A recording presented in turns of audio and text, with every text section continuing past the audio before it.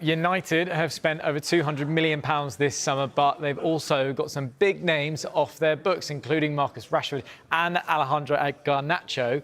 I mean, look, we've got Sancho, Antony, Rashford, Garnacho, Højlund and Malacia still waiting to see what happens with him. Chris, you were making a point mainly on Antony, you know, who's a sale there of 21.7 million. We heard 3 years ago going for 80 million to Man United. I mean, Manchester United's recruitment. I mean, Højlund as well. They brought him in for an absolute fortune. Now he's away on loan. Sancho was brought in as well. I mean, the money Manchester United. You speak about their goalkeeping problems. The recruitment at that club for the last number of years is incredibly bad. You know, you look and you think, you know, it's Manchester United. I mean, even like Rashford's wages. I mean, he doesn't. He signs what he's offered. You know, so the amount of money the club has wasted now for a long period of time, somebody does really need to get a grip of it from top to bottom.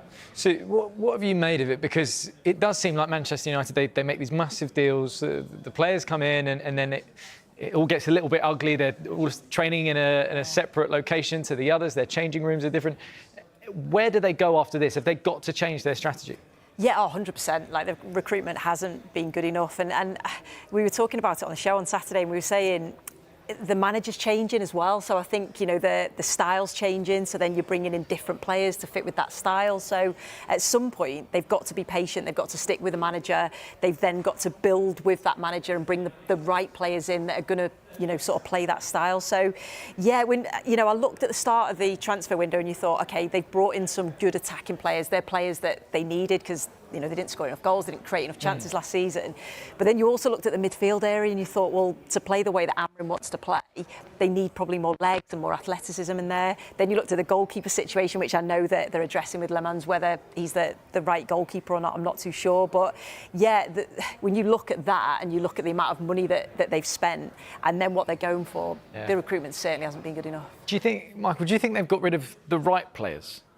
And what I mean by that, you know, you're looking at, I mean, Garnacho you can claim as an academy project, but it's still a great player on his day. Looking at this team, do you think they've made the right decisions? Well, you can go along from there. Sancho, Aston Villa. I mean, Antony, you're losing just under £60 million in 3 years. Remarkable. Marcus Rashford gone on loan. Garnacho, Højlund field from a little Malacia. I mean, Garnacho, you could talk about professionalism, body language. I mean, and with Boydie, it's just remarkable. A football club of Manchester United can waste money like they do and not get it right. I mean, you make the odd mistake, but it just seems to be constant with Manchester United. And you look at the money spent now. I mean, they've gone with Cunha and Mbeumo, who big fans of. But it wasn't too long ago we were saying I'm a big fan of Sancho, like Rashford, like Garnacho, and then they're all out the door. So there's something not quite right. A mentality, a mindset of going, it's a heavy shirt to play in. But I'm going to knuckle down, I'm going to be good. Mainu, what happens with Mainu? He was wanting a loan move.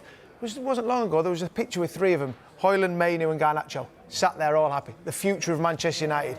How it's all gone wrong. And there just seems to be a knock-on effect year after year, and Sue touched about on changing the manager. They have to get something right, they have to stick with it, and they've got to have a plan. And it just don't seem to have it at the moment in time, because they just waste so much money. You look at even Scott McTominay, who has went to Napoli. He's been a victim of the poor recruitment, and they've moved him on, obviously to free up money.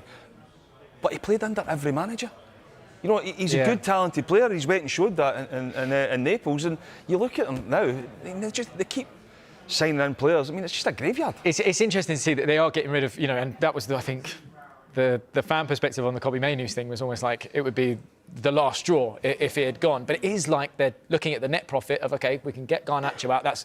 He's an academy, you know, talent that we've had. We're going to make pure profit back on that. Same with Scott McTominay. So, you know, but when you see who has left and then you've got who's come in, you know, Dorsey was touching on it, Mbeumo, Cunha, you've got Šeško up top now. Are Man United stronger now than where they were at the start of the window? Yeah, I think they are. They're stronger. They are stronger. I think Mbeumo and Cunha makes Man United strong. The jury's out on Šeško.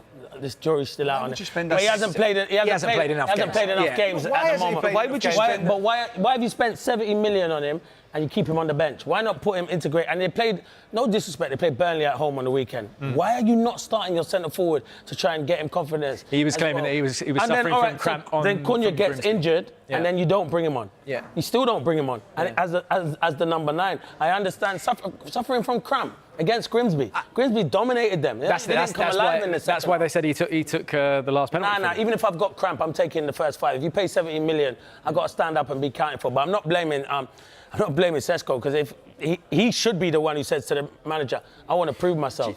But I do think their window, they've got a strong window. I do think they look better, but Cunha's just picked up an injury, and Buemo has obviously got his goal again on the weekend, and Bruno scores the winning goal. But they are stronger, but they've got problems, and we've said that. Boydie's spot on. Their recruitment is nowhere near good enough. If you look at the list of players there, they're all talented. Why is it not working at that football club? There must be a reason why it's not working. Is it down to the individual, or is it down to someone at that football club who can't get the best out of them? The other thing is, you look at their players as well. I mean, Marcus Rashford is Barcelona. Sancho, he was at Chelsea last year. He's at Villa. Yeah. You know, like, it's not as if they're just going to clubs where it's Garnacho, Chelsea, Hoyland, Napoli, champion. Do you know what I mean? It's Is this a victim of the change in manager though? Like you're looking at, I mean, Tyrell Malacia, for instance, right, is an Eric Ten Hag signing. Yeah. He's now gone. As soon as he's gone, now Amorim doesn't want him. Michael, what would you say? Yeah, that happened. Eric Ten Hag signed Anthony for a ridiculous amount of money. He wanted him. Also like Garnacho as well. Yeah, and paid way over the price. You have to do. Manager comes in going, I want that player out. And Sesko now might be the same as what Hoyland is. I was one when Hoyland went in going, give him time. It was a disaster for Manchester United. Could Sesko be another one? They have to get him. When you're paying that much money, I'll get him fit playing. Signing him then? That is the question. Because if you're a manager and you're under pressure and you sign somebody for the amount of money that they've signed Sesko for, the first thing you're doing is putting them in your team. Exactly. You're not looking to create problems with not playing them. Then people are going to question, you've spent another fortune on a striker, you're not playing them. They need to get them in the team. So if that's not the case, who's signing them? Yeah. I think, Sue, a lot has been said obviously about Šeško here, but you still look at it in terms of Mbeumo, Cunha, 2 Premier League proven players that could take Man United to that next level. Is it also about working out the top half? Yeah, well seeing those 2 players who are Premier League proven, know what they want in front of them. The manager's clearly favouring Mason Mount at the minute. Is that what he's just trying to work out? I've got these 2 boys that these 2 have to start each time. Who are they best with? Yeah, probably. And, I think we were all looking and we were saying, well, how come Šeško's not starting in that game at the weekend?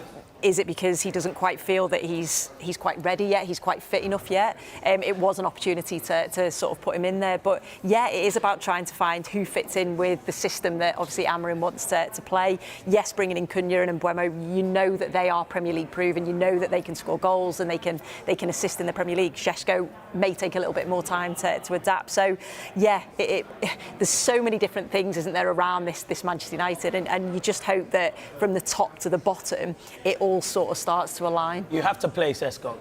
As Boydie said, you paid all that money. Cunha has been playing through the middle as a 9. Cunha's best position is on that left-hand side as a number 10, playing in them little pockets where him and Mbeumo cause problems, which he did at Wolves and Mbeumo did at Brentford. Sesko, if I'm the centre forward and Boydie will tell you and you're bringing me for 70 million and you're leaving me on the bench, I'm starting to think, did you want to sign me or did someone else at the club want to sign me? Because I'm thinking I should go straight in. I understand why he's playing Mason Mount. When Mason Mount's fit, Mason Mount is a top player. So you want to try and build his confidence up. But can he not play? And I see him do it at Fulham the other day, where he played him with Bruno Fernandes. They were obviously chasing. No, they weren't.